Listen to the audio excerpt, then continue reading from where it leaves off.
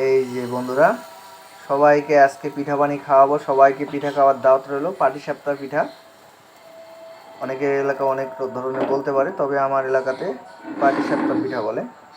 তো পিঠা খাওয়ার সবার দাওয়াত রইলো। সবাই পিঠা খাওয়ার জন্য চলে আসবেন আমার বাসায়।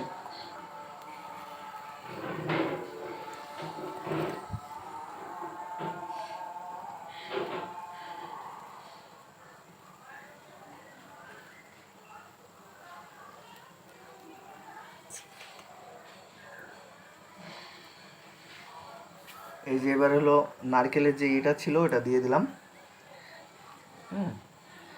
নারকেল দিয়ে তৈরি করা, অনেক মজা হবে। এখন চাসনা দিয়ে আস্তে আস্তে এটা আমি ওপেন করব। এখন চাসনা দিয়ে আমি এটা জাস্ট এর দ্বিতীয় ধাপটা আগাবো।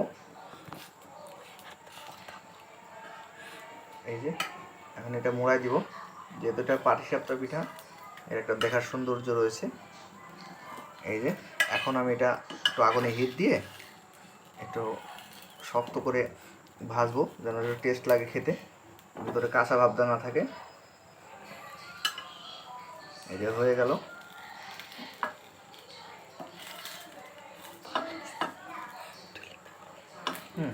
এই যে